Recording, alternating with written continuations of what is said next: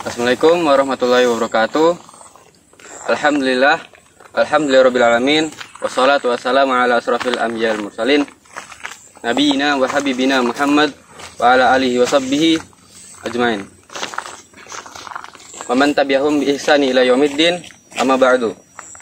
Segala puji bagi Allah Subhanahu wa taala, teriring dan doa keselamatan semoga terlimpah atas Nabi Muhammad yang termulia Muhammad SAW, juga atas keluarga dan para sahabat, serta kepada semua yang mengikuti mereka dalam kebaikan sampai hari kiamat nanti.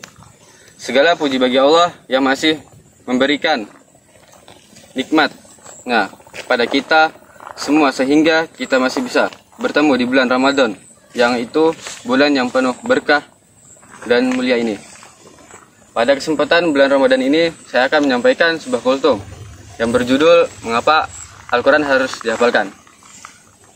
Jamaah rahimakumullah, Al-Quran bagi umat muslim, umat Islam merupakan pedoman hidup dan obat hati manusia.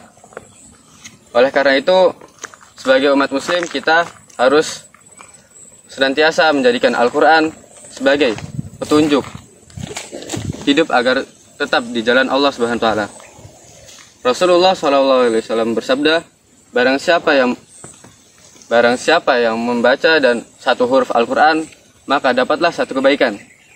Satu kebaikan akan dilipat gandakan menjadi 10 kebaikan. Saya tidak mengatakan alif lam mim satu huruf, tetapi alif satu huruf, lam satu huruf, dan mim satu huruf. Hadis riwayat At-Tirmizi. Berdasarkan hadis riwayat dan Utsman, Nabi Muhammad SAW bersabda, sebaik-baiknya manusia ialah yang mempelajari Al-Quran dan mengamalkannya. Dan dari hadis tersebut diketahui bahwa Al-Quran mengandung kebaikan bagi umat muslim. Dengan membaca, menghafal, dan memahami ayat-ayat, Allah akan melimpahkan dan kasih sayangnya.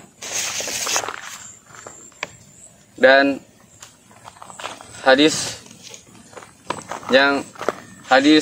Bukhari dan Muslim mengatakan mengenai janji Allah kepada penghafal Al-Quran, yakni akan bersama para malaikat dan mendapatkan pahala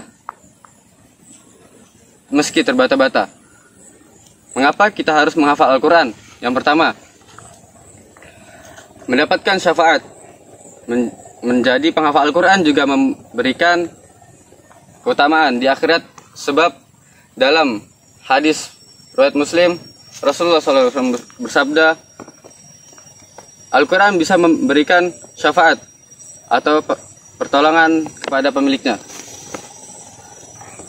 Bacalah Al-Quran, maka sesungguhnya ia akan datang pada hari kiamat nanti, yang sebagai pemberi syafaat kepada pemiliknya. Bacalah Az-Zarawin, yaitu surah cahaya yang surat Al-Baqarah, Al-Imran, yaitu karena keduanya datang pada akhirat nanti, yaitu seperti dua awan atau seperti dua cahaya, yang cahaya matahari, atau seperti dua ekor burung yang membentangkan sayapnya bersambung satu dengan yang lainnya. Keduanya akan menjadi pembela bagi yang membaca surat tersebut. Adalah salah satu keberkahan, dan meninggalkannya akan mendapatkan penyesalan. Jamaah rahimakumullah. Yang kedua, kedudukan penghafal Al-Quran menjadi tahfiz Quran atau penghafal Al-Quran memiliki kedudukan seperti pada akhir ayat yang dibaca. Dan hadis riwayat Ahmad, Rasulullah SAW bersabda,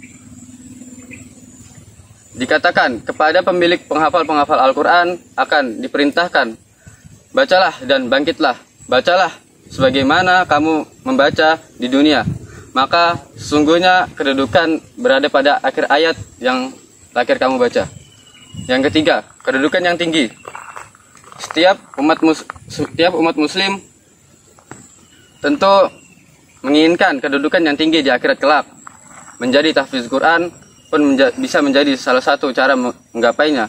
Karena Nabi Muhammad SAW bersabda, barang siapa yang dikatakan kepada pemilik penghafal Al-Quran, bacalah, dan bacalah sebagaimana kamu membaca di dunia akhirat. Nabi SAW bersabda, sesungguhnya Allah meninggikan derajatnya dengan kitab dan menjauhkan yang lainnya. Dan yang keempat, membahagiakan orang tua.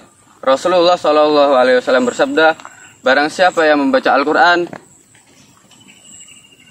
dan mempelajari dan mengamalkan, dipakaikan kepada mahkota cahaya yang pada hari kiamat cahaya bagaikan cahaya matahari.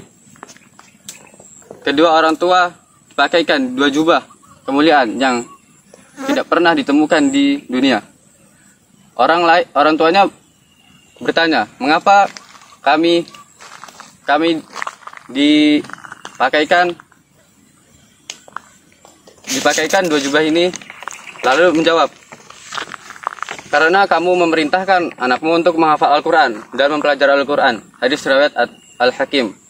Yang kelima, hati seorang pembaca Al-Quran tidaklah kosong dari kitab Allah. Dalam hadis yang diriwayatkan oleh Ibnu Abbas secara marfu, orang yang tidak mempunyai hafalan Al-Quran sedikit pun ialah seperti rumah kumuh yang ingin runtuh. Hadis riwayat At-Tirmizi. Allah Subhanahu wa taala berfirman dalam surahnya, A'udzu billahi minasyaitonir rajim. Walaqad yassarnal Qur'ana lidzikr fahal mim mudzakir. Allah telah menjelaskan dalam Quran surat Al-Qamar ayat 17 yang artinya, dan sesungguhnya telah kami perintahkan, kami mudahkan Al-Quran untuk pelajaran, maka adakah orang yang mau mempelajari? Ayat tersebut menegaskan bahwa Allah telah memberikan kemudahan Al-Quran untuk dibaca, dihafalkan, untuk kemudian dikerjakan. Demikian sedikit yang saya sampaikan.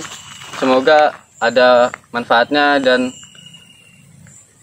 semoga Allah memberikan kita kedamaian orang-orang yang membaca Al-Quran dan mengamalkan Al-Quran. Amin. Billahi taufiq wal hidayah. Wassalamualaikum warahmatullahi wabarakatuh.